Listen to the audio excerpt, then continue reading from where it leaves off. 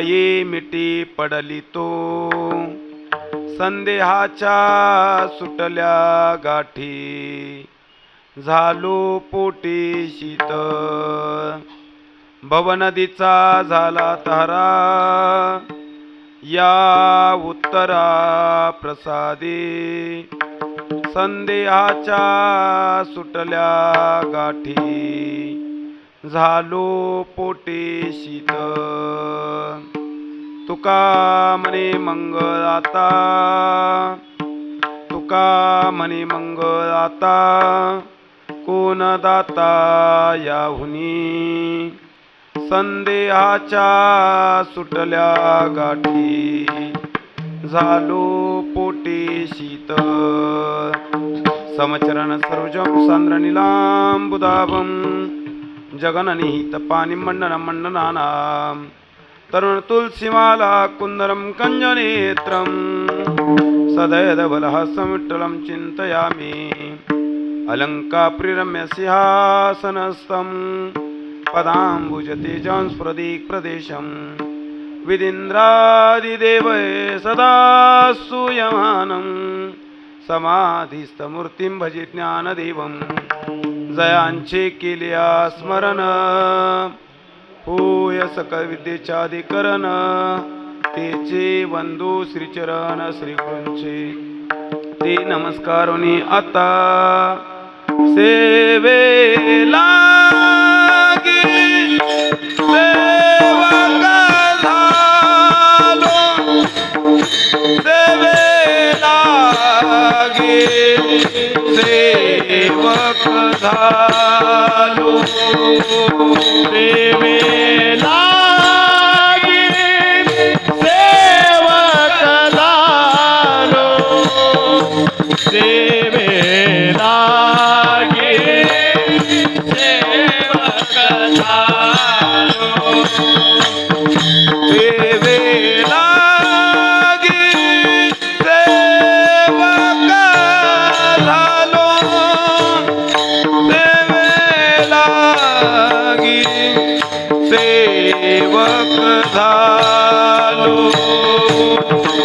सेवेला सेवक झालो सेवेला सेवक झालो तुमच्या लागलो नीज चरण तुमच्या लागलो नीज चरण तुमच्या लागलो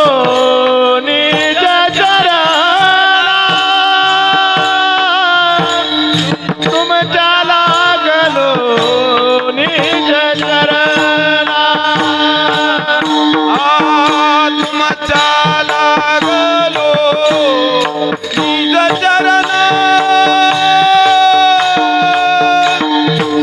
तुमच्या लागलो नीज चरण तुमच्या लागलो निज चरण तुमच्या लागलो निज चरण हो स्वामी तुका या देवा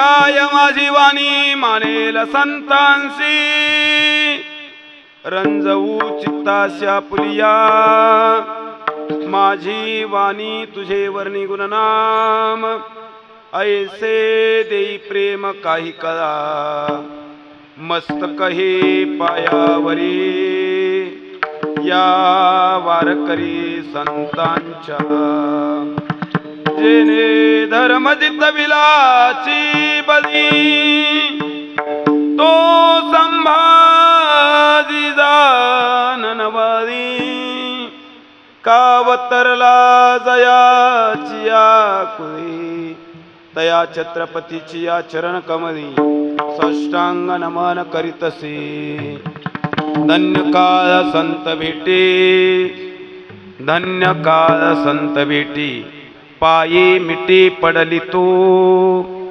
संदेहाच्या सुटल्या गाठी झालो पोटी शीतल. काय म्हणतात महाराज?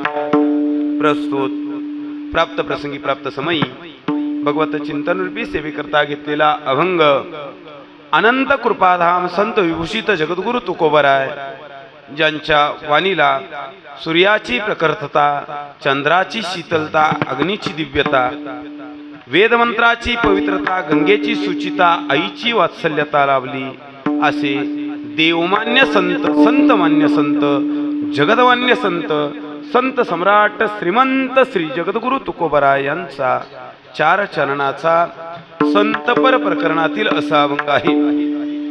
या अभंगाद्वारे जगद्गुरु तुकोबराय संतांच्या भेटीची महती सांगून जातात. जीवन जगत असताना जीवनामध्ये अनेक वेळा अनेकांच्या भेटी घडतात, पण अनेकांच्या भेटी घडल्यानंतर जीवाचं कल्याण होत नाही. तुकोबरायांच्याही अनुभवात तेच होतं आणि त्या अनुभवात असल्या कारणानं तुकोबराय आपलं प्रतिपादन करतात. आम्हाला अनेक जण भेटले, उभ्या आयुष्यात भरपूर जण भेटले, पण भेटल्यानंतर माझ्या जीवनामध्ये धन्यता प्राप्त झाली नाही म्हणतात. बघा, आमच्या सुद्धा जीवनामध्ये अनेक जण भेटतात आणि अनेक जण भेटल्यानंतर आमचं कल्याण मात्र कधीच होत नाही. का? कारण भेटणाराही दुःखी असतो आणि आम्हीही दुःखी असतो. त्यामुळं दुःखी दुःखीला भेटला तर तिथं सुख निर्माण होत नाही. जगद्गुरु अंतकरणातून दुःखी होते आणि अंतकरणातून दुःखी असल्या कारण त्या भगवंताकडे नित्य धावा करायची. त्या भगवंताविषयी भगवंताला नेहमी विचारायचे, देवा मला माझ्या जीवनामध्ये असे कोण भेटतील की ज्यांच्या भेटीनंतर माझ्या जीवनामध्ये धन्यता निर्माण होईल. नेहमी म्हणायचे तुकोबराय. तुकोबरायांच्या जीवनामध्ये तुकोबरायांनी एक काळ असा होता की आपल्या जीवनामध्ये कल्याण व्हावं याच्या करता संपूर्ण प्रपंच त्यागला होता. आणि ज्याला भेटेल त्याला विचारायची, देव कृपा करील मज कायला जरा खेल. माझ्या जीवनामध्ये भगवंत कधी कृपा करेल? तुकोबराय सांगतात, आमच्या जीवनामध्ये धन्यता निर्माण झाली, नवे नवे तर तो काळ ती वेळ धन्य झाली. कशा कारण? तर धन्य काळ संत भेटी, संतांची भेट झाली आणि आमच्या जीवनामधला तो क्षण, ती वेळ, तो दिवस धन्य झाला म्हणतात. पायी मिठी पडली तू, आणि आमची त्या संतांच्या पायावरती मिठी पडली म्हणतात. आम्ही कृतार्थ झालो, आम्ही धन्य झालो म्हणतात. मग झालं काय? संदेहाच्या सुटल्या गाठी. संत भेटले आणि संत भेटल्या कारण आमच्या अंतकरणामध्ये जो संदेह होता, शंका होत्या, संशय होता, तो संशय पूर्णपणे दूर निघून गेला. संदेहाच्या सुटल्या गाठी. बर, नुसता एक संशय होता असं नव्हे, संशयानं गाठी निर्माण केल्या होत्या. आता गाठी तुम्हाला सर्वांना ज्ञात आहे. हा? तुम्ही गाठीतलीच माणसं आहात, म्हणजे आतल्या गाठीतले म्हणत नव्हे मी, सुताच्या गाठीतले. गाठी तुकोबराय म्हणतात अंतःकरणामध्ये माझ्या गाठी निर्माण झाल्या होत्या. किती तर त्या गाठी न जाणून सुटत नव्हत्या, पण त्या गाठी सुटल्या म्हणतात. संदेहाच्या सुटल्या गाठी, आणि गाठी सुटल्यामुळे झालं काय? झालो पोटी शीत, समाधान प्राप्त झालं म्हणतात. बघा, अंतःकरणामध्ये एखादी शंका असेल, त्या शंकेचं समाधान जोपर्यंत होत नाही तोपर्यंत आम्हाला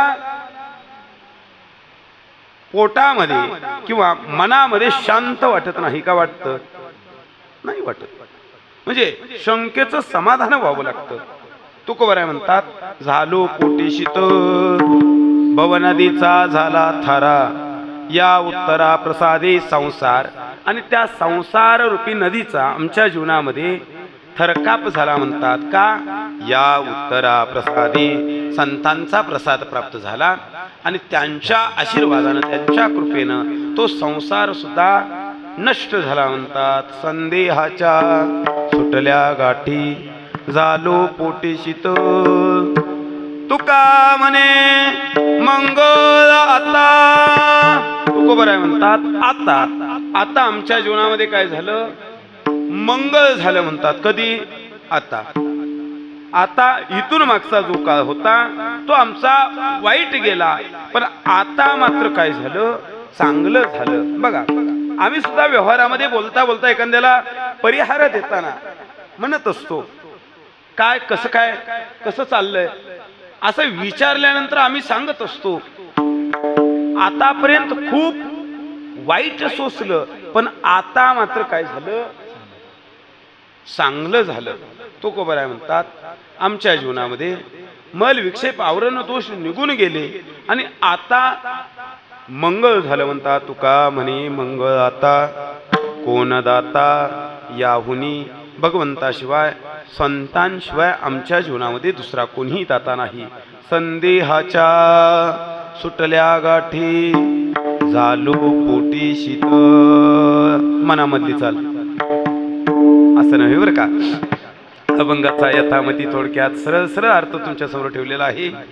सेवेला सुरुवात करण्यापूर्वी थोडासा परिहार देऊन जातो. चालू असणारी भक्ती चिंतन सेवा, ग्रंथराज ज्ञानेश्वरी पारायण, अखंड हरिनाम सप्ताह, श्री गुरूंच्या आशीर्वादानं कृपेनं आमचे ज्येष्ठ गुरुबंधू, आमचे मार्गदर्शक आणि तुम्हा आम्हा सर्वांचे मार्गदर्शक असणारे हरिभक्तीपरायण उपाशी महाराज यांच्या मार्गदर्शनानं चालू असणारा हा नामचिंतन सोहळा विश्वमौली ज्ञानोबाराय आणि ज्ञानोबारायांच्या वर्धापन दिनानिमित्त सुरू असणारा हा अखंड हरिनाम सप्ताह, त्याच्यातील ही 3ऱ्या दिवसाची सेवा श्री गुरूंच्या कृपेने माझ्याकडे आली आणि त्या सेवेतून मला झालेला दर्शनाचा लाभ हे मी माझ्या जीवनातलं सद्भाग्य समजलं. असो, जीवन जगत असताना जीवनामध्ये संत भेट होणं, भगवंताची भेट होणं, तुम्हा आम्हा वारकऱ्यांची भेट होणं हे महद्भाग्य असतं. हे भाग्यामध्ये असावं लागतं आणि हे भाग्यानंच लाभतं महाराज, अन्यथा सहजासहजी लाभत नाही. तुकोबराय म्हणतात माझी जातीची मज भेटू कोणी, आवडीची धनी फेडावया. अंतकरणाची तृप्ती होण्याकरता ते जातीचे भेटावी लागतात. या न्यायानं नव्हे नव्हे तर आमच्या जीवनामध्ये त्या भगवंताची कृपा, भगवंतानं जन्म दिला, त्या परमात्म्यानं आम्हाला जन्माला घातलं म्हणून त्याची उपासना घडावी या उदात हेतून चालू असणारा हा नामचिंतन सोहळा. प्रस्तुत अभंगातून जगद्गुरु तुकोबराय आपल्या जीवनाचा परिहार देतात. तुकोबरायांचं जीवन घ्या. तुकोबरायांच्या जीवनामध्ये तुकोबरायांनी अनुभवानं जगाला प्रतिपादन केलं. कधीही अनुभवाविना तुकोबराय जगताला सांगण्याकरता धावले नाही, गेले नाही. आम्ही सांगत असेल, आम्हाला काडीचा अनुभव नसतो, पण आम्ही मांडताना मांडत असतो. पण तुकोबराय मात्र अनुभवाशिवाय बोलत नव्हते महाराज. व्याली कुमारीचा अनुभवे अनुभव, सांगता तो भाव येत नाही. तुकोबरा काय दृष्टांत देतात आम्हाला की अनुभव प्रतिपादन करण्याकरता ती अवस्था निर्माण व्हावी लागते म्हणतात. म्हणजे जीवन जगत असताना जीवनामध्ये तुकोबरांच्या संपूर्ण इतिहास घ्या, चरित्र घ्या, तुकोबरायांनी अनुभवानं जगताला प्रतिपादन केलं. तुकोबराय म्हणतात माझ्या जीवनामध्ये नित्य चिंता होती. का? आम्हाला चिंता वाटत होती कधी आम्हाला संत भेटतील, देव भेटेल, ते महात्मे भेटतील आणि आमच्या जीवनामध्ये कृपा करतील. म्हणजे चिंता वाटणं स्वाभाविक आहे. बघा तुकोबरांच्या जीवनामध्ये चिंता वाटत होती. म्हणजे जगद्गुरु तुकोबरांचं जीवन आणि जीवन पाहिल्यानंतर संत कृपा होण्याच्या अगोदरचा काळ तुकोबरांच्या जीवनातला भिन्न होता आणि संत कृपा झाल्यानंतरचा काळ भिन्न होता. म्हणजे तुकोबरांच्या जीवनामध्ये ज्या अर्थी चिंता वाटते त्या अर्थी एका काळाला तुकोबरांना वेगळेपण होतं आणि संत भेटल्यानंतर तुकोबरांच्या जीवनामध्ये वेगळेपण निर्माण झालं. किंवा बघा सद्गुरूंची भेट होण्याच्या अगोदरचा आपला काळ आणि सद्गुरूंची भेट झाल्यानंतरचा आपला काळ फरक असतो की नाही? फरक असतो. किंवा बघा भगवत कृपा होण्याच्या अगोदरची आपण आणि भगवत कृपा झाल्यानंतरची आपण फरक आहे की नाही? फरक आहे. किंवा आणखी सोपं सांगू का, माळ घालण्याच्या अगोदरची आपण आणि माळ घातल्यानंतरची आपण फरक आहे की नाही? माळ घालण्याच्या अगोदर आम्ही काही खात होतो, काही पेत होतो, कुठेही बसत होतो, कुठेही उठत होतो. पण माळ घातल्यानंतर आम्हाला बंधनं आली आणि त्या बंधनानं सांगून दिलं जेने विठ्ठल मात्रा घ्यावी तेने पत्ते सांभाळावी.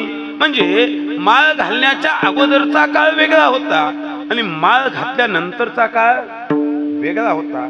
आणखी सोपं सांगू का, लग्न होण्याच्या अगोदरचे आपण आणि लग्न झाल्यानंतरचे आपण फरक आहे की नाही? आता कळणार मात्र. बघा नेहमीचा प्रसंग, एका गावी कार्यक्रमाला जात असल्या कारण एका मावशीनं सहज सांगितलं, महाराज 2 महिन्यानंतर माझ्या मुलाचं लग्न आहे आणि त्या मुलाच्या लग्नाला तुम्ही यायला पाहिजे. मावशींना म्हटलो कसं यायचं, कार्यक्रम आहेत, रोजचं घरचं काम आहे आणि त्याच्यातून सवड मिळणार नाही. मावशी म्हणते एखादा कार्यक्रम चुकला तरी चालेल पण मुलाच्या लग्नाला यायला पाहिजे. झालं, लग्नाला गेलो, लग्न झालं आणि पुन्हा दुसऱ्या वर्षी त्याच गावी जाण्याचा प्रसंग आला. त्या गावी गेल्यानंतर लक्षात आलं गेल्या वर्षी आपण या गावामध्ये लग्नाला आलो होतो. सहज त्या मावशींकडे गेलो आणि मावशींना म्हटलो, मावशी काय म्हणतोय सुनमुख, तुम्हाला फार सुनमुख पाहण्याची उत्सुकता होती, काय म्हणतोय मुलाचा प्रपंच? मावशीने एका वाक्यात उत्तर दिलं, महाराज माझा मुलगा माझ्यासारखा राहिला नाही. झालं काय, लग्न होण्याच्या अगोदर तो कसा होता, सगळं माझं ऐकत होता, पण आता माझं न ऐकता जे लग्न होण्याच्या अगोदरचे आपण आणि लग्न झाल्यानंतरचे आपण फरक आहे की नाही? फरक आहे. तद्वत जगद्गुरु तुकोबरायांना जोपर्यंत संत भेटले नव्हते त्यावेळेस नेहमी वाटायचं की माझ्या जीवनामध्ये असे कोण महात्मे भेटतील की जे माझ्यावरती कृपा करतील, मला आशीर्वाद देतील आणि मला पहिल्या तीराला नेऊन ठेवतील. पुसावेसी हेची वाटे जे जे भेटे तयासे, देव कृपा करील मज काय लाज राखेल. माझ्या जीवनामध्ये ते सत्पुरुष कधी भेटतील म्हणून तुकोबरायांना चिंता वाटत होती. तुका मने चिंता वाटे, तुका मने चिंता वाटे, तुका मने चिंता वाटे, तुका म्हणे चिंता वाटे तुका म्हणे चिंता वाटे तुका म्हणे चिंता वाटे तुका म्हणे चिंता वाटे म्हणे चिंता वाटे कोण भेटे सांगे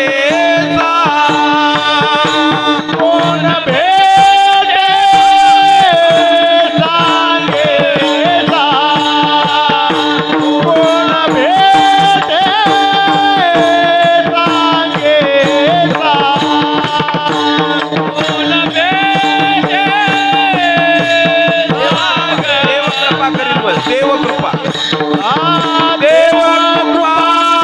देवकृपा करील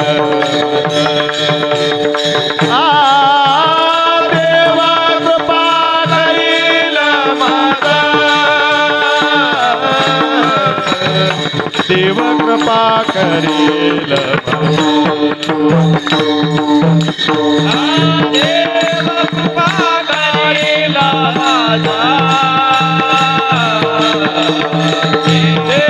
देवकृपा करील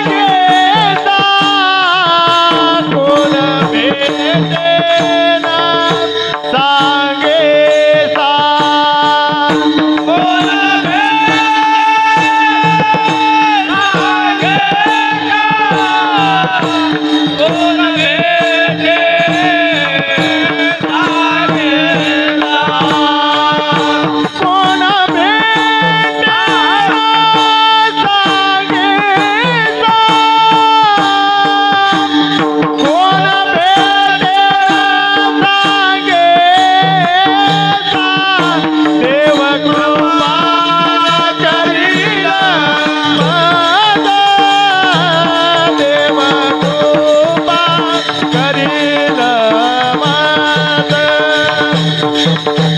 देवकृपा करील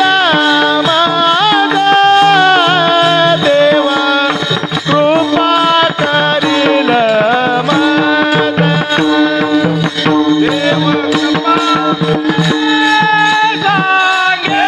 चिंता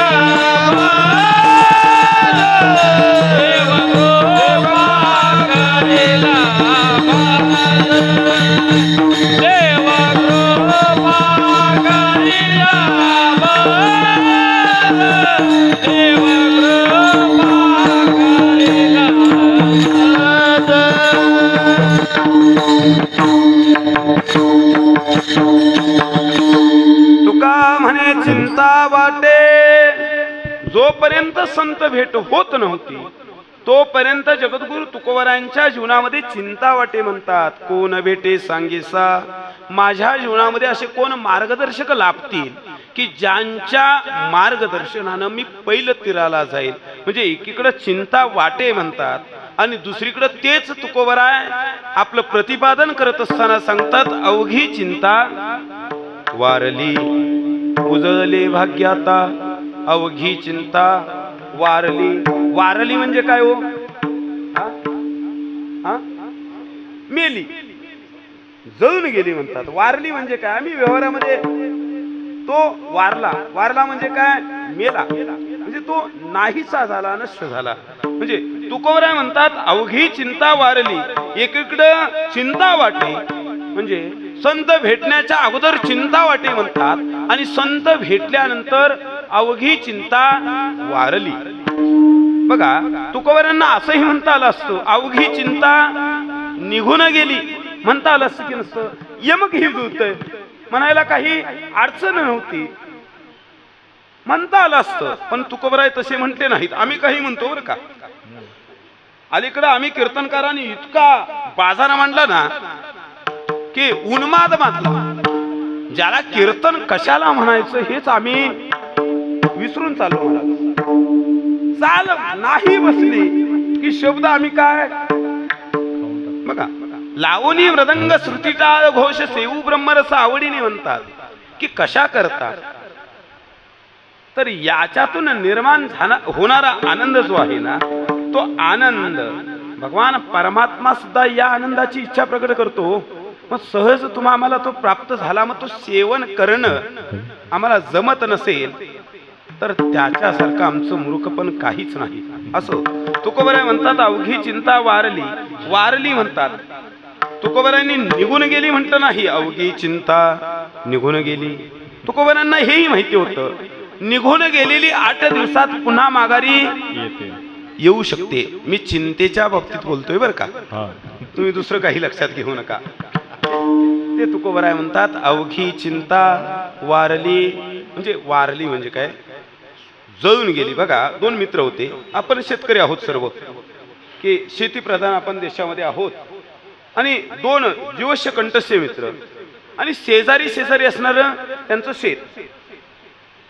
मग बघा, भुईमुंग असतो. भुईमुंग कधी पेरतात? तो शिमगा झाला की लगेच नाही का? मग कधी? मृग नक्षत्र झाल्यानंतर आम्ही भुईमुंगाची पेरणी करतो. बर, भुईमुंगाची पेरणी करत असताना पाऊस पडून जावा लागतो आणि मग पेरणी करायची असते. दोघं बाजारात गेले. बाजारात जाऊन दोघांनी 5-5 किलो शेंगदाणे घेतले पेरणी करण्याकरता. बाजारातून दोघेही आले. उद्या पेराय जायचं आहे ठरलं. दुसऱ्या दिवशी दोघंही पेरण्याकरता गेले. दोघांनीही भुईमुंग पेरला. पाऊस झाला आणि 8-15 दिवसानं दोघंही शेतामध्ये गेले. एकाच्या शेतातला भुईमुंग उगवला होता आणि एकाच्या शेतातला उगवला नव्हता. ज्याचा उगवला नव्हता तो म्हणतोय, का रे रामभाऊ, तू ज्या दुकानातून धान्य आणलंस तिथून मीही बियाणं आणलं. तुझ्या शेतातला भुईमुंग उगवलाय, माझ्या शेतातला उगवला नाही. तो म्हटला तू पेरलंच होतस का खरं? अरे खरंच पेरलंय म्हटला. बर, नुसतं पेरले नव्हते म्हटला. शेंगदाणे आणल्यानंतर आदल्या दिवशी मी रात्री मोठी कढई घेतली आणि त्या कढईमध्ये ते शेंगदाणे चांगले भाजले आणि मग पेरले म्हटला. आता मला सांगा, असे शेंगदाणे कोणत्या खडकावरती पेरल्यानंतर उगवतील का? उगवणार नाहीत ना, कारण त्याचं बीज पण नष्ट झालं, त्याचं अंकुर दशा नष्ट झाली.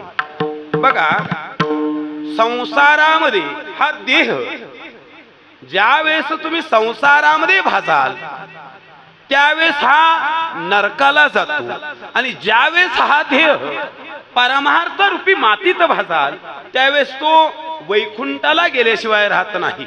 म्हणून आम्ही आमचं जीवन संसारात भाजावं का परमार्थामध्ये भाजावं हे प्रत्येकानं लक्षात घ्यावं. महाराज अवघी चिंता वारली म्हणतात. संत भेट झाल्यानंतर तुकोबरांच्या जीवनामध्ये चिंता नाहीशी झाली. तेच तुकोबरा आपलं प्रतिपादन करत असताना बघा, आनंद किंवा तुकोबरांच्या जीवनामध्ये इच्छाच उरली नाही.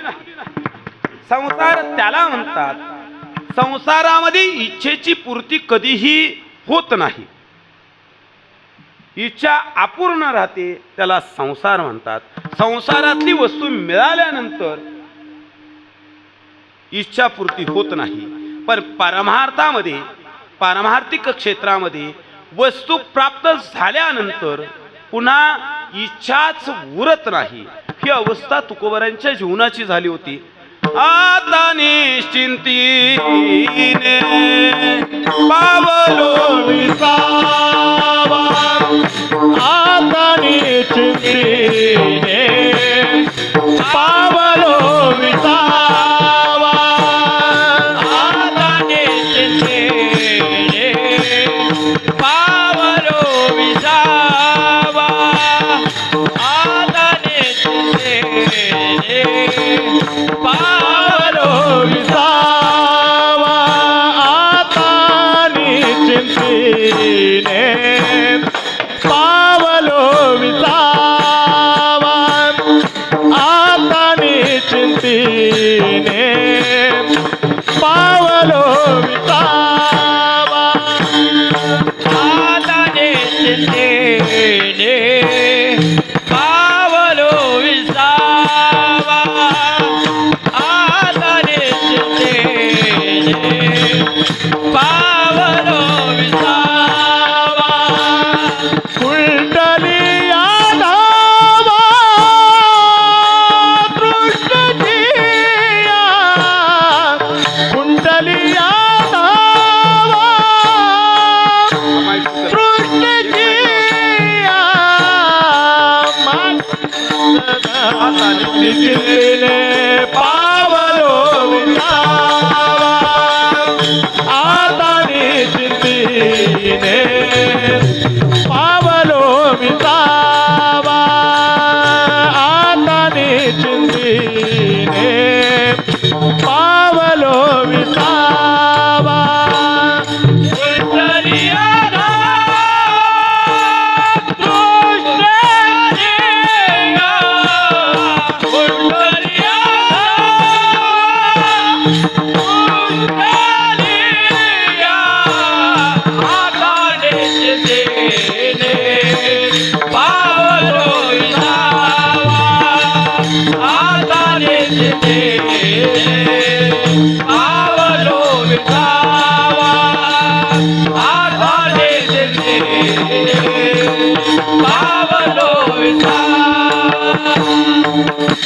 आता निश्चिंतीने पावलो विसावा, आता निश्चिंतीने पावलो विसावा, आता निश्चिंतीने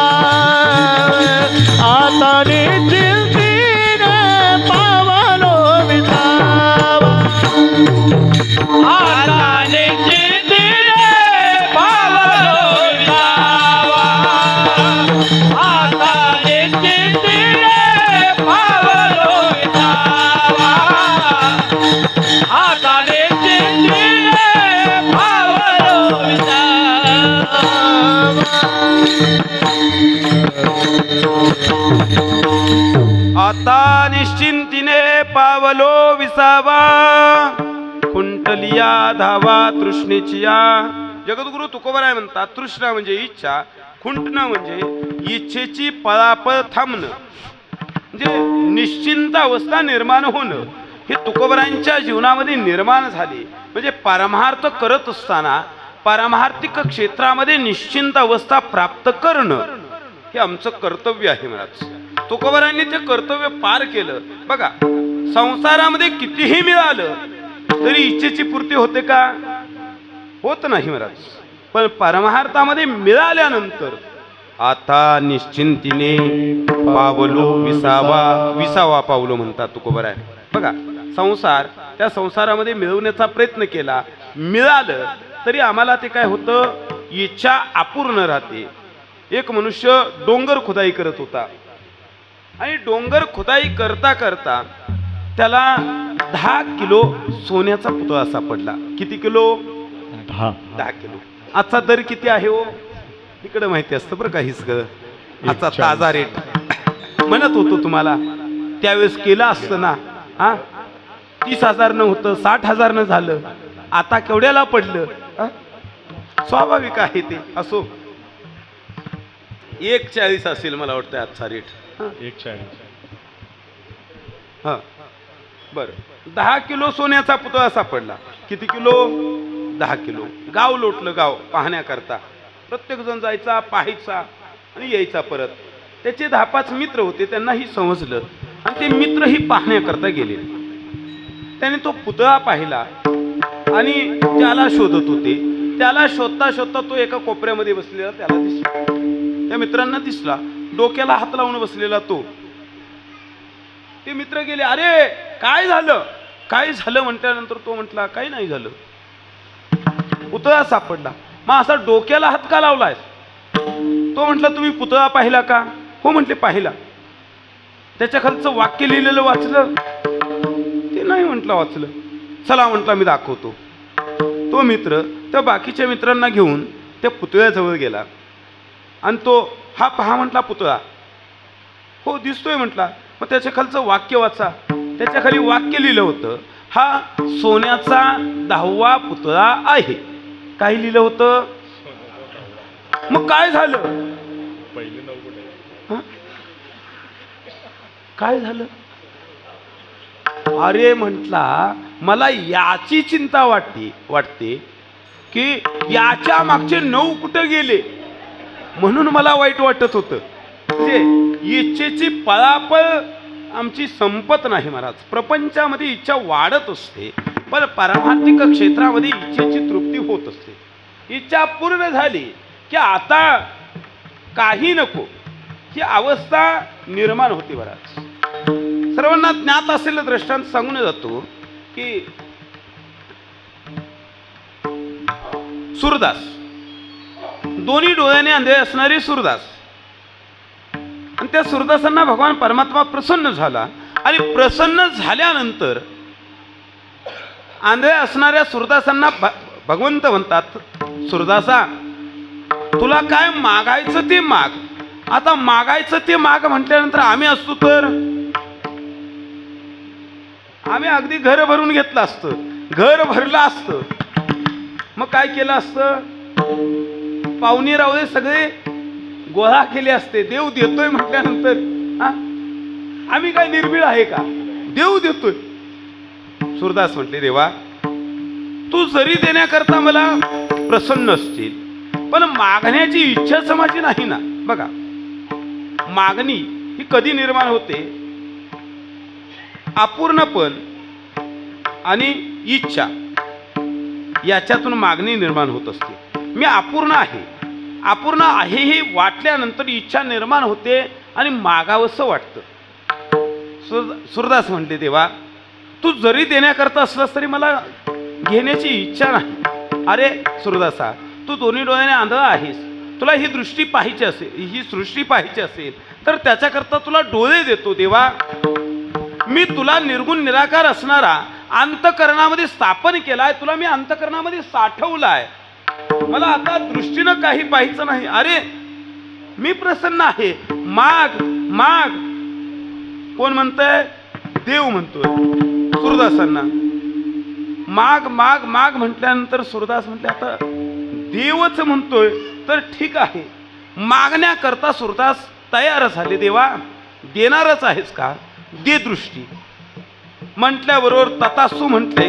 देवानं दृष्टी दिली आणि दृष्टी दिल्याबरोबर सूरदासांना देव म्हणतात उघडा डोळे. डोळे उघडले आणि भगवान परमात्म्याचं ते विश्वरूप दर्शन सूरदासांनी अंतकरणानं पाहिलं. सूरदासांना आतापर्यंत भगवान परमात्मा ज्ञात होता, पण प्रत्यक्षात भगवंताचं दर्शन घडलं आणि अंतकरणाची तृप्ती झाली. देवा काय हो हे तुमचं स्वरूप आहे, किती छान आहे. असं म्हणता म्हणता सूरदास देवाला म्हणतात देवा आणखी एक मागू का? देव म्हणतात आतापर्यंत नको म्हणणारा तू आणि दिसलं की मागायला लागलास. म्हणजे दिसलं की मागायला लागलाय ही सवय तेव्हापासूनच असावी. दिसलं की मागितलं. आतापर्यंत नको म्हणणारा तू आणि आता तू म्हणतोयस आणखी एक मागू का? बरं माग माग म्हटल्यानंतर सूरदासांनी देवाकडे मागितलं देवा जशी मला दृष्टी दिली तशी दृष्टी काय करा काढून घ्या. अरे सूरदासा असं का? देवा आता तुम्हाला पाहिल्यानंतर या सृष्टीमध्ये मला कुणालाच पाहण्याची इच्छा राहिली नाही. मनसी काही मागा हेची देगा पांडुरंगा. देव म्हणतात अरे सूरदासा का नाही देवा, मला आता तुला पाहिल्यानंतर मला कुणालाच पाहण्याची इच्छा उरली नाही. म्हणजे पारमार्थिक क्षेत्रामध्ये इच्छेची पूर्ती झाल्यानंतर इच्छा संपते, त्याला परमार्थ म्हणतात. जगद्गुरु तुकोबरांच्या जीवनामध्ये तुकोबरांचं जीवन घ्या. सुख प्रतिपादन करणं मुखानं मी सुखी आहे म्हणणं सोपं असतं, पण प्रत्यक्षात ते सुख जगताला निर्माण करून देणं फार अवघड असतं. आनंद वृत्तीनं आनंद बघा. सहज आम्हाला एखाद्यानं कुणीतरी विचारलं काय कसं चाललंय, आनंदी आनंदगडे म्हणतो आम्ही, पण आमचं मात्र सगळं काय असतं आतमध्ये असं पोखरलेलं असतं. आम्हाला कधीच आनंद नसतो. म्हणजे वृत्तीनं आम्ही म्हणत असतो पण अंतकरणानं आनंद नसतो म्हणत. सुख समाधान समाधान नुसतं प्रतिपादन करून चालत नाही, ती वृत्ती निर्माण करावी लागते. जगद्गुरु तुकोबरायांची अवस्था घ्या. तुकोबरायांच्या जीवनामध्ये स्वतःची धर्मपत्नी अन्न अन्न करत मेली तरी ते तुकोबराय देवाला म्हणतात बरे झाले देवा. म्हणजे काय अंतरंग वृत्ती असेल की दुष्काळ पडला, आपल्या घरी असणारं सगळं धान्य जगता करता प्रगट केलं, लोकांकरता मुबलक निर्माण केलं. हे असे असणारे जगद्गुरु तुकोबराय आपल्या अंतरंग वृत्तीचा अनुभव देत असताना सांगतात बरे झाले देवा निघाले दिवारे. बरे झाले देवा निघाले दिवारे. बरे झाले देवा निघाले दिवारे. बरे झाले देवा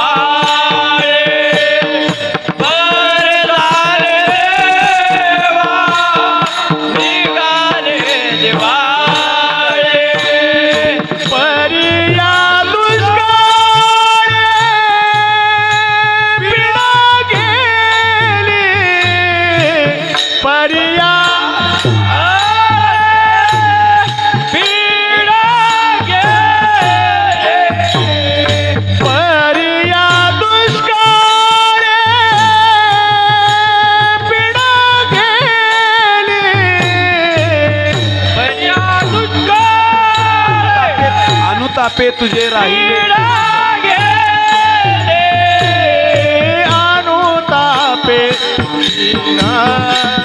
राहिले चिंतन अनुतापे तुझे राहिले चिंतन अनुतापे तुझे राहिले चिंतन अनुतापे तुझे राहिले चिंतन अनुतापे तुझे राहिले चिंतन अनुतापे तुझे राहिले बरे झाले देवा दिवाळे बरे झाले देवा निघाले दिवाळे बरे झाले देवा निघाले दिवाळे बरे झाले देवा निघाले दिवाळे बरे झाले देवा निघाले दिवाळे बरे झाले देवा निघाले दिवाळे बरे झाले देवा निघाले दिवाळे बरे झाले देवा निघाले परिया दुष्काळे पिढा गेली परिया दुष्काळे पिढा गेली अनुतापे राहिले चिंतन अनुतापे तुझे राहिले चिंतन अनुतापे तुझे राहिले चिंतन परिया दुष्काळे पिढा गेले परिया दुष्काळे पिढा गेले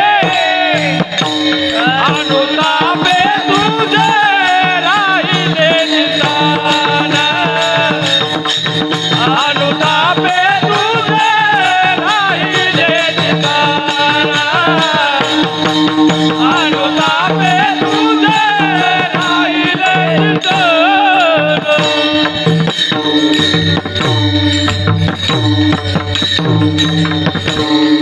बरे झाले देवा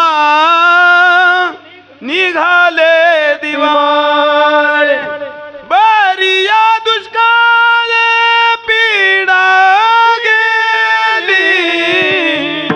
काय अंतकरण असेल तुकोबरांचं. दुष्काळे आटिले द्रव्य नेला मान स्त्री एक अन्न अन्न करिता मेली. स्वतःची धर्मपत्नी मेल्यानंतर तुकोबराय म्हणतात, हे देवा, हे भगवंता, हे फार चांगलं केलंस म्हणतात. मंबाजी बुवानी काठीनं मारलं आणि काठीनं मारल्यानंतर तुकोबराय तेलाची वाटी घेऊन मंबाजी बुवांच्या घरी जातात. काय अंतकरण असेल ना, की आम्हाला सहज कोणी म्हटलं मंदिरातून पाया पडून येतो, चपलीवरती लक्ष ठेवा असं म्हटल्यानंतर आम्ही त्याच्याच पायातली घेतो, त्यालाच दोन लावण्याचा प्रयत्न करतो. कुठे तुकोबाराय आणि कुठे आम्ही. हे आमच्या जीवनामध्ये ती अवस्था निर्माण करण्याचा आम्ही प्रयत्न कधीही करत नाही. महाराज तुकोबाराय म्हणतात, आम्हाला ते समाधान प्राप्त झालं, तो आनंद प्राप्त झाला, ती अवस्था प्राप्त झाली, ती अंतकरणामध्ये आम्ही ओतप्रोत भरली म्हणतात. तुकोबरांच्या जीवनामध्ये ती वेळ, तो दिवस, तो काळ धन्यतेचा होता. ती वेळ, तो दिवस, तो काळ कृतार्थतेचा होता, ती वेळ, तो दिवस, तो काळ सार्थकतेचा होता. हेच तुकोबराय सांगत असताना सांगतात, धन्य काळ संत भेटी. आम्हाला संत भेटले आणि संत भेटल्यानं झालं काय? पायी मिठी पडली तो. संतांची भेट झाली आणि संतांच्या चरणावरती मिठी पडली म्हणतात. बघा, संत भेट होणं किंवा संत भेटीच्या काळाला तुकोबराय धन्यता का देतात? काय कारण असावं? जीवन जगत असताना कर्माच्या अधीन असणारं आपलं जीवन आहे. बघा, कर्माचे दोन प्रकार आहेत. कर्म, प्रत्येकाला कर्म करावं लागतं आणि केलेलं कर्म भोगावं लागतं. केले कर्म झाले तेची भोगाले. म्हणजे कर आगा कर्मी जै उरावे तैतिही सुखदुःखी फळावे, तया ते भोगावया यावे देहा एका. आम्ही देहाला एवढ्या करता चाललेलो असतो, केलेलं कर्म जे आहे ते भोगण्याकरता. मग तुकोबरा असं का म्हणतात, धन्य काळ संत भेटी? त्या काळाला, त्या वेळेला धन्यता का देतात तुकोबराय? कर्माधीन जीवन आहे, पण कर्म करत असताना बघा, कर्म भोगावं लागतं, पण कर्म बदलण्याची शक्ती संतांच्या कृपेमध्ये आहे, संतांकडे आहे. म्हणून तुकोबराय म्हणतात, धन्य काळ संत भेटी. बघा, प्रत्येकाला कर्म करावं लागतं की नाही?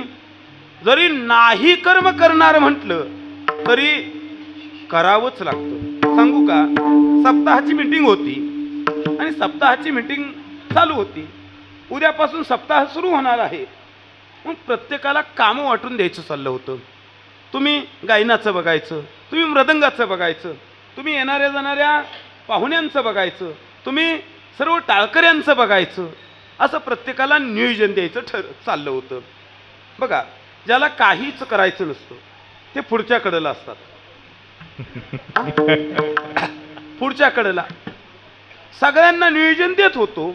देता देता ते पुढं तिघं चौघं बसलेले, ते तिघं चौघं पटदिशी त्याच्यातला एक जण म्हणतो, महाराज तुम्हाला एक सांगतो, उद्यापासून सुरू होणाऱ्या सप्ताहामध्ये आम्ही काहीच करणार नाही. काय म्हटले? आम्ही काहीच करणार नाही. मीही त्यांना म्हटलो, तुम्हाला मी तेच सांगणार होतो, उद्यापासून सुरू होणाऱ्या सप्ताहामध्ये तुम्ही काही करू नका. उद्यापासून 8 दिवस व्यवस्थित राहा, म्हणजे झालं, म्हणजे सप्ताह नीटनेटका पार पडेल. म्हणजे काहींचं न करणं हे सुद्धा काय असतं? करणंच असतं. म्हणजे कर्म जरी नाही करायचं म्हटलं तरी करावंच लागतं. कर्म सापेक्ष जीवन आहे, पण कर्म बदलण्याची ताकद कुणाकडे आहे? तर संतांकडे आहे. म्हणून तुकोबराय म्हणतात, धन्य काळ संत भेटी. किंवा बघा, प्रारब्ध बदलण्याची शक्ती संतांकडे आहे. संत प्रारब्ध बदलतात. सच्चिदानंद बाबा मेले, सच्चिदानंद बाबा मेले आणि मेल्यानंतर अंतयात्रा निघाली. पूर्वीच्या काळामध्ये सती जाण्याची प्रथा होती. अंतयात्रा पुढे निघालेली आहे आणि त्या अंतयात्रेच्या पुढं सच्चिदानंद बाबांची पत्नी चालली होती. आता सती जाण्याची प्रथा ज्ञात आहे ना सर्वांना. पतीच्या चित्तेमध्ये जाऊन उडी घ्यायची आणि आपलं जीवन संपवायचं, म्हणजे सती जाणं. मग जाता अंतयात्रा निघालेली, जाता जाता ज्ञानोबरा आदी करून ही 4 भावंड त्यांना बसलेली दिसले. ज्ञानोबराय ध्यानस्थ होते आणि ध्यानस्थ असणारे ज्ञानोबराय त्या माऊलीनं पाहिले आणि पाहिल्याबरोबर मनामध्ये आलं, आता निघालोय सती जायला, मरण्याकरता निघालोय. जाता जाता कोणीतरी सत्पुरुष दिसतोय, महात्मा दिसतोय, साधू पुरुष दिसतोय. जाता जाता दर्शन करून जाऊ म्हटले. वाकडी वाट केली आणि ज्ञानोबराय जिथं बसले होते तिथं जाऊन दर्शन घेतलं. आता दर्शन घेतल्याबरोबर ज्ञानोबरांना जाणवलं कोणीतरी स्त्री आहे. बांगड्याचा आवाज झाला. जाणवल्याबरोबर ज्ञानोबरांच्या मुखातून आलं, सौभाग्यवती भव. आशीर्वाद दिला गेला आणि आशीर्वाद दिल्याबरोबर ती सच्चिदानंद बाबांची पत्नी मोठमोठ्यानं रडू लागली. रडण्याचा आवाज ज्ञानोबरांना आला आणि ज्ञानोबराय जागे झाले. पाहतात तर काय ती माऊली रडते. रडत असणारी माऊली त्यांनी पाहिली आणि त्या माऊलीला म्हणतात, का रडतेस, काय कारण? माऊली, ही पहा म्हटली, माझ्या पतीची प्रियत यात्रा आहे, अंतयात्रा आहे आणि मी सती जाण्याकरता निघाले. तुम्ही मला आशीर्वाद दिलाय की सौभाग्यवती भव. याचं मला वाईट वाटत नाही, याचं मला दुःख नाही. वाईट एवढंच वाटतंय, दुःख एवढंच वाटतंय की संतांच्या मुखातून निघालेली अक्षरे उद्या जगतामध्ये खोटी ठरणार, म्हणून मला वाईट वाटलं आणि रडू कोसळलं. माऊली म्हणतात, उठ, कुठं आहे तुझा पती? त्या अंतयात्रेकडे घेऊन गेली. काय नाव आहे, काय नाव आहे म्हटल्याबरोबर त्या माऊलीने सांगितलं, सच्चिदानंद. ज्ञानोबराने हातामधलं पाणी घेतलं आणि सच्चिदानंद बाबांच्या अंगावरती शिंपडलं आणि शिंपडल्याबरोबर परिणाम काय झाला? मेले माणूस जित उठविले, वेद काळा ते ग्रासील गा. निरामने जिही प्रेते जीवाविली, वरदे उपजाविली बाळे स्त्रिया. की ज्ञानोबरांच्या संतांच्या सहज उठ म्हणण्यानं सच्चिदानंद बाबा उठले महाराज. मेले माणूस रेड्या मुखी वेद बोलविला, गर्व द्विजांचा हरविला, शांती सूर्य प्रगटला, ज्ञानोबा माझा. रेड्यामुखी वेद बोलवण्याची ताकद संतांकडे आहे महाराज. कर्तुम अकर्तुम अन्यथा कर्तुम शक्ती आमच्या संतांकडे आहे. ज्ञानोबरायांनी सच्चिदानंद बाबांना उठवलं म्हणजे प्रारब्ध बदलण्याची ताकद जर कुणाकडे असेल तर ती संतांकडे आहे. म्हणून तुकोबराय म्हणतात, धन्य काळ संत भेटी आणि आत्मा परात्मा तुझा आहे, तुझ पाशी परी तू जागा चुकलासी. आम्ही सर्वा घटी राम देहादिही एक, सूर्यप्रकाशक सहस्रश्मी. आम्ही वृत्तीनं तैसा हृदयामध्ये रामू असता सर्व सुखाचा आरामू, का भ्रांताशी कामू विषयावरी. आणि आमचं असं होतं, आमच्या बुद्धीमध्ये निर्माण झालेला जो भ्रम असतो तो भ्रम आम्हाला नाशाला कारणीभूत ठरतो का नाही? मग हे भ्रम काढण्याचं जर काम कोण करत असतील तर ते संत करतात. बघा, पती पत्नी दोघं घरी राहत होते आणि सकाळी पती फिरण्याकरता गेले. बाहेरून फिरून आले आणि फिरून आल्यानंतर बघा, सकाळी माणसांनी ज्ञानेश्वरी गाथा भागवत या ग्रंथांचं चिंतन करण्या सोडून दिलं. आम्ही चिंतन कशाच करतो? सकाळी बाहेरून फिरून आल्यानंतर पहिला पेपर घेतो आणि पेपर वाचत बसतो. ते ग्रस्त बाहेरून फिरून आले आणि पेपर घेतला आणि पेपर वाचत होते. पेपर वाचता वाचता काय झालं, फोन आला. फोन आणि फोन आल्याबरोबर त्यांनी काय केलं, फोन उचलला आणि डोळ्यावरचा चष्मा डोक्यावरती ठेवला. कुठे? डोक्यावर ठेवला, कपाळावरती ठेवला चष्मा आणि बोलत बोलत 10-15 मिनिटं गेली. 15-20 मिनिटानंतर त्याच्या लक्षात फोन बंद झाला आणि त्याच्या लक्षात आला आपण पेपर वाचत होतो. पेपर वाचण्याकरता गेला, पाहतो तर चष्मा नाही. चष्मा नाही म्हटल्याबरोबर त्यानं पत्नीला आवाज दिला. इकडं तिकडं पाहिलं, शोधलं, सापडला नाही आणि पत्नीला आवाज दिला, अगं ऐकलं का, माझा चष्मा तू कुठं पाहिलास का? ती बिचारी स्वयंपाक करत होती, पोळ्या लाटत होती, चपात्या करत होती. असेल म्हटली तिथे. नाही, तू जरा इकडे ये आणि मला तेवढा चष्मा शोधून दे. ती लाटणं घेऊनच बाहेर आली, चपात्या करता करता. बरं का म्हणतोय मी, मारण्याकरता नव्हे. काय झालं म्हणजे, अगं माझा चष्मा सापडत नाही, चष्मा सापडत नाही. तुम्हाला काय डोकं बिका आहे का नाही? आणि त्यानं काय केलं बघा, आमच्या बायका सुद्धा अशाच म्हणतात, आम्ही लागलाच फेटा गुंडवतो. तो म्हटला, अगं एवढं मोठं डोकं आहे की. हातानं काय केलं, एवढं मोठं डोकं आहे की, आणि एवढं मोठं डोकं दाखवता दाखवता काय झालं, डोक्यावरचा चष्मा हाताला लागला, आणि हाताला लागल्याबरोबर तो काय म्हटला, सापडला सापडला सापडला. आता मला सांगा, चष्मा हरवला होता का, मग सापडला का? म्हणजे हरवला नाही, पण हरवला असा वाटणं, यालाच काय म्हटलं जातं, भ्रम म्हटलं जातं. आणि हा भ्रम काढण्याचं काम जर कोण करत असतील तर ते संत करतात. म्हणून संत भेटीच्या काळाला धन्यता तुकोबराय देतात. धन्य काळ संत भेटी पाये मिठी पडली तो. आणि आम्ही त्यांच्या चरणाजवळ स्थिर झालो म्हणतात. मग झालं काय, संदेहाच्या सुटल्या गाठी झालो पोटी शीतल. म्हणा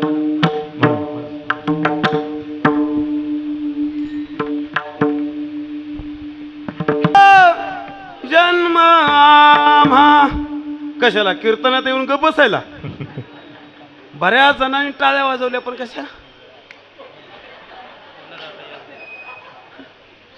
उद्यापासून सांगतो, हाताने टाळी आणि मुखाने विठोबा रकुमाय भजन नाही म्हटलात तर मर्याची शपथ आहे बरं का. नाचू कीर्तनाचे रंगी तरणा भाग्यवंत नटे हरिकीर्तनात. बघा, अलीकडच्या काळात ही तरुण पिढी कीर्तनामध्ये नाचते महाराज. आम्ही नामचिंतन करतोय, कीर्तनामध्ये नाचतोय, हे आमचं भाग्य आहे. नाहीतर अलीकडची तरुण पिढी नाचते कुठं, बांगो बांगो बांगो.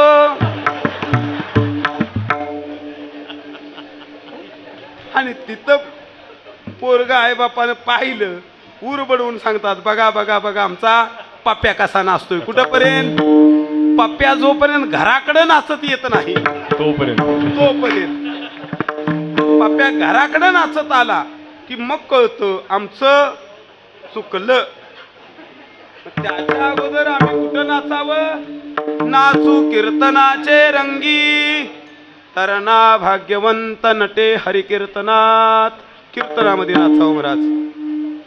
नाथ महाराज म्हणतात, जर कीर्तनामध्ये नाही नाचलात तर काय होईल, हे जरी नाही कळलं तरी दुसरा येईल, हे जरी नाही कळलं, हे जरी नाही कळलं, पण दुसरा येईल. हे जरी नाही कळलं, हे जरी नाही कळलं तरी दुसरा येईल. हे जरी नाही कळलं, हे जरी नाही कळलं, पण दुसरा येईल. हे जरी नाही कळलं, सरत सेवटी बा काळ बांधून नेईन, सरत सेवटी बा काळ बांधून नेईन. सरत शेवटी बा काळ बांधून नेईल. सरत शेवटी बा बांधून नेईल.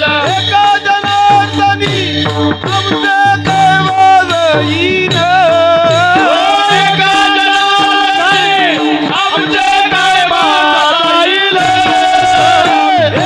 जनार्दनी आमचे कैवाज येईल. एका जनार्दनी आमचे कैवाज येईन. एका जनार्दनी आमचे कैवाज येईल. पिंगळा पिंगळा पिंगळा पिंगळा पिंगळा भरभरी बोल बोल तोरे का पिंगळा भरभरी बोल बोल तोरे का पिंगळा महाद्वारे बोल बोल तोले का पिंगळा महाद्वारे. पिंगळा महाद्वारे बोल बोले तोले का पिंगळा महाद्वारे. पिंगळा महाद्वारे बोल बोले तोले का पिंगळा महाद्वारे. अनेक रूपकाच्या भाषेतून संतांनी तुम्हाला जागृत केलं. कधी आंधळ्याची भूमिका असेल, पांगळ्याची असेल, बहिऱ्याची असेल, मुक्याची असेल, जोग्याची असेल, पिंगळ्याची असेल, अनेक भूमिका घेतल्या आणि तुम्हाला ज्ञानोपदेश करण्याचं काम आमच्या संतांनी केलं. हे जरी नाही कालं तरी दुसरा येईल. हे जरी नाही कालं, हे जर नाही ऐकलं तर काय होईल, दुसरा येईल म्हणतात. सरत शेवटी बा काळ बांधून नेईन, सरत शेवटी बा काळ बांधून नेईन. तुमच्याकडे माणूस मेल्यानंतरच जातात ना? बर, तुमच्याकडे तिरडीवर न्यायची प्रथा आहे का? आहे ना? बर, तिरडीवर नेत असताना आता तुम्ही शिटीतले आहात, तिरडी जी असते त्या तिरडीवर गावाकडं कडब्याची पिंडी टाकतात किंवा गवताची पिंडी टाकतात, पुन्हा त्याच्यावरती कपन कापड टाकतात. ते कापड म्हणत नाही त्याला, कपनच म्हणतात. हा, कपन टाकतात. पुन्हा मेलेला माणूस त्याच्यावरती झोपवतात, पुन्हा अंगावरती कपन टाकतात आणि मग परत काय करतात? बांधतात. का बांधतात? उठू नये म्हणून. उठू नये म्हणून नव्हे, इकडं तिकडं पडू नये बाबा. खांदेकरी कमी जास्त उंचीचे असतात आणि ते काय इकडं तिकडं कलडू नये, थोडक्यात पडलं तर लागल म्हणून काय करतात? बांधतात. पण खऱ्या अर्थानं ते बांधणं आमचं नसतं, ते बांधणं कुणाचं असतं? काळाचं असतं. काळाला सुद्धा माहिती असतं ही अवलाद, ही जात कधी उठून जाईल हे सांगता. मग काळ काय करत असतो? सरत शेवटी बा काळ बांधून नेईन, एका जनार्दनी आमचे काय बाजाईना. पिंगळा पिंगळा पिंगळा पिंगळा पिंगळा महाद्वारी बोल बोलत तो देखा. जगद्गुरु तुकोबराय तुम्ही आम्हाला संतांच्या भेटीची महती सांगून जातात. धन्य काळ संत भेटी. संत भेटले आणि संत भेटल्यानं झालं काय? पाये मिठी पडली तो पडोनी राहे नात ठाई, उगाची संताची पायी, न मागे न करी काही, तुझी आन गा विठोबा. तुकोबराय म्हणतात त्या संतांजवळ आम्ही काय करेल? निवांत पडून राहील म्हणतात. दोन्ही राही अखंड दया तुझी प्रीती, मज दे तयाची संगती, मग मी कमलापती तुझ बाणानी कंटाळा. का तर देवा आम्हाला त्यांची संगती दे. त्यांच्या संगतीनं काय होईल? आमच्या जीवनामध्ये शीतलता निर्माण होईल म्हणतात. धन्य काळ संत भेटी, पायी मिठी पडली तू. संतांच्या चरणावरती मिठी पडली म्हणतात. आणि मिठी पडल्यानंतर झालं काय? संदेहाच्या सुटल्या गाठी, झालो पोटी शीतळ. आमच्या अंतकरणातला संदेह दूर झाला म्हणतात. संदेह नाम शंका. बघा, एकदा का माणसाच्या मनामध्ये एखाद्या विषयी शंका निर्माण झाली की शंकेचं निरसन जोपर्यंत होत नाही तोपर्यंत ती शंका दूर होत नाही. का होते? बघा, पती पत्नीमध्ये निर्माण झालेली शंका असते, ते निरसन झाल्याशिवाय मतभेद दूर होत नाही. संशय बघा, ज्ञानोबराय संशय अनेक आहेत महाराज. ज्ञानोबराय म्हणतात, म्हणून संशयावनी थोर अनेक पाप नाही घोर, हा विनाशाची वागुर प्राणियांशी. तुमच्या आमच्या जीवनामध्ये घातक जर कोण असेल तर तो संशय असतो महाराज. मग संशय संदेहाच्या सुटल्या गाठी म्हणतात. संदेह निघून गेला. संदेह कोणते कोणते आहेत? बघा, त्रिगुणाचा संदेह आहे, विकल्पाचा संदेह आहे, म्हणजे अनेक संदेह सांगितले. हे संदेह निघून गेले म्हणतात. बघा, त्या संदेहानं गाठी केल्या होत्या. संदेहाच्या सुटल्या गाठी. बघा, गाठी एकदा का झाल्या, मनामध्ये एखाद्या विषयी गाठ निर्माण झाली की ती गाठ कशानंही सुटत नाही महाराज. का सुटते? नाही सुटत. त्रिगुण सुटल्या गाटे, घटू विराला सघन, पंचतत्वे एके ठाये, आत्मा नांदे परिपूर्ण, जीव शिव हर पले एक दिसे चैतन्य, आत्मा राम विदेहिया. श्री गुरुने सांगितलं लिखून, हळू हळू गती गळे गळू लागली सकळ. या गाठी सुटाव्या लागतात. बघा, त्रिगुणाची गाठ आहे, विकल्पाची गाठ आहे, संकल्प विकल्पाची गाठ आहे महाराज. गाठी असतात. ह्या गाठी लग्नाची तरी काय गाठच आहे ना. म्हणजे ह्या गाठी सुटावे लागतात. काय काय माणसं अशी असतात बघा, एक ग्रस्त जिथं जाईल तिथं शांत, लग्नाला गेला शांत, कीर्तनाला गेला शांत, गावाला गेला शांत. त्याच्या मित्राला विचारलं का हो, म्हटलो तुमच्या बरोबर असणारा तो ग्रस्त जिथं जाईल तिथं शांत असतो, नेमकं ते एवढे शांत आहेत का? महाराज खरं सांगू का म्हटला, ते शांत नाहीत, तो आतल्या गाठीचा आहे. आता मला सांगा, कोणत्या तरी डॉक्टरला ₹1,00,000 देऊन तिथे आतली गाठ काढावी? हा, काय माणसं बोलतील सांगता येत नाही. तत्व हे रज तुझं लावी ती चाळा, काम क्रोध लोभ तुझं गोवी ती खेळा, या सवे झने जाशी सुकुमार रे बाळा म्हणतात. ती मदालसा मौली आपल्या लहान लेकराला उपदेश करत असताना हे सगळे विकार आहेत, सत्वगुण, रजोगुण, तमोगुण, हे माणसाच्या जीवनामध्ये प्रादुर्भाव निर्माण करतात. बघा, तमोगुण जास्त झाला की नरकाला जातो, रजोगुण तिथंच गुंतवून ठेवतो महाराज. हे रजयाचे कारणे जीवाते रंज उजाणे म्हणतात ज्ञानोबा आहे. तिथं काय करत असतो, त्याला थांबवत असतो, आणि सत्वगुण तुम्हा आम्हाला भगवंताकडे पाठवत असतो. बघा, तमोगुण वर्ग भरलेला, आणि त्या वर्गामध्ये गुरुजी शिकवत होते, आणि एका मुलानं पुढे बसलेल्या पुढच्या बाकावरच्या मुलांना आळस दिला जोरात.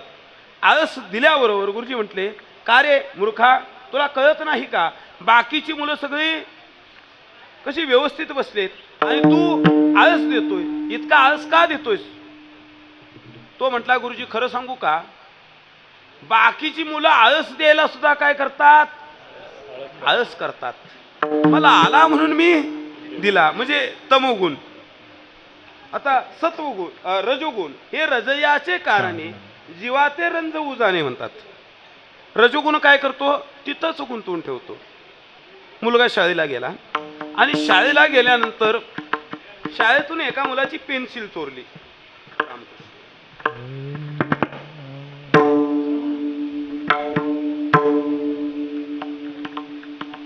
पेन्सिल चोरली, आणि पेन्सिल चोरून घेऊन घरी आला.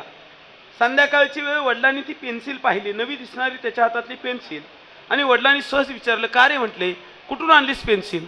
कुठून आणलीस म्हटल्याबरोबर त्यानं सांगितलं, शाळेतून आणली. कशी आणलीस? तर एका मुलाची चोरून आणली. मूर्खा म्हटले, मी तुला किती वेळा सांगितलं, तुला ज्या ज्या वस्तू लागतील त्या त्या वस्तू तू मला मागत जा, मला सांगत जा, मी तुला ऑफिसमधून आणून देतो.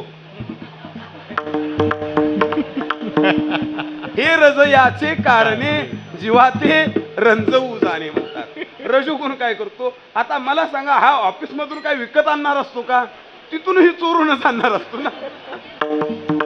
पण सत्वगुण काय करतो, झालो पोटे शीत, तुका म्हणे सोडिल्या गाठी, दिली मिठी पायासी. म्हणजे झालो पोटी शीत, शीतलता निर्माण करत असतो. अंतकरण मोकळे मन रसाळवाणी म्हणतात. याची गुणी संपन्न, एकदा का मन मोकळं झालं की शीतलता निर्माण होत असते. बघा, भगवान श्रीकृष्ण परमात्म्याला त्या गोपिकाने विचारलं, भगवंता तू त्या मुरलीवरती इतकं प्रेम का करतोस रे? देव म्हटले, माझं विशेष प्रेम त्या मुरलीवरती एवढ्या करताच आहे की मला ज्या ज्या वेळेस ती मी मुरली वाजवण्याचा प्रयत्न करतो, त्या वेळेस ती काय करते, वाजते. मी वाजवल्याशिवाय ती वाजत नाही. आणि ज्या ज्या वेळेस वाजवेल त्या वेळेस ती काय करते, मधुरच बोलते. आणि त्या मुरलीला इथून तिथं कुठंही गाठी नसतात. म्हणजे काय, झालो पोटी भव नदीचा झाला थारा, या उत्तरा प्रसादी म्हणतात. आमचा संसार संतांच्या कृपेनं दूर झाला म्हणतात. या उत्तरा प्रसादी संदेहाच्या सुटल्या गाठी, झालो पोटी शीतल. तुका म्हणे मंगळ आता, तुकोबऱ्या सांगतात आता मात्र आमच्या जीवनामध्ये मंगळ झालं म्हणतात. कधी? बघा, अंतकरणातला मल आणि विक्षेप निघून गेले होते, मल विक्षेप निघून गेले होते. पण आवरण नावाचा दोष जो होता, तो आवरण नावाचा दोष निघून गेला नव्हता. आणि आवरण नावाचा दोष ज्या क्षणाला निघून गेला त्या क्षणाला तुकोबराय म्हणतात आता. काय? तुका म्हणे मंगळ आता. आता आमच्या जीवनामध्ये चांगलं झालं. बघा, मल विक्षेप आवरण हे दोष आहेत, हे दोष निघून जावे लागतात. त्यावेळेस चित्ताला समाधान प्राप्त होत असतं. म्हणजे कधी आता किंवा आता हा शब्द वर्तमान काळ वाचक आहे. भूतकाळातलं वाक्य आता शब्द वापरून तयार करता येईल का? नाही करता येत. आता तुम्ही एवढं सांगू शकता, आता तुम्ही कीर्तन बंद करा, म्हणजे कधी? आता. किंवा सांगू का आणखी सोपा? आता शाळेला उन्हाळ्याच्या सुट्ट्या पडतात आणि उन्हाळ्याच्या सुट्ट्या पडल्यानंतर सगळ्यांना सुट्टी असतात. शिक्षकांना सुट्टी असते, मुलांना सुट्टी असते, पण शाळेतले मुख्याध्यापक आणि शिपाई यांना सुट्टी नसते. त्यातल्या त्यात मुख्याध्यापक कधी आले कधी नाही आले तरी चालतं, पण शिपायाला रोज यावं लागतं. मग त्यानं रोज यायचं 9 वाजता. सर यायच्या अगोदर यायचं, झाडलोट करायची त्या वर्गाची, मुख्याध्यापकांच्या खोलीची झाडलोट करायची आणि वाट बघत बसायचं. कधी सर यायचे कधी यायचे नाहीत, कधी 10 वाजता यायचे, कधी 12 वाजता यायचे, कधी 2 वाजता यायचे. असं करता करता त्यानं एक दिवस विचार केला, सर येतात कधी येत नाहीत, आपण उद्या एक आयडिया करू म्हणता. दुसऱ्या दिवशी हा 8 वाजता शाळेत गेला. किती वाजता? 8 वाजता. झाडलोट केली आणि 9 वाजता कुलूप लावलं आणि खडून दरवाजावरती लिहिलं, आताच गेलो. काय लिहिलं? आताच गेलो. आताच गेलो. आता मला सांगा, गुरुजी 10 वाजता आले तर काय वाजतील? आताच गेलो. 12 वाजता आले तर आताच गेलो. 2 दिवसांनी आले तर कळलं ना? आता तरी तुम्हाला आता कळलं. म्हणजे तू का म्हणे मंगळ आता.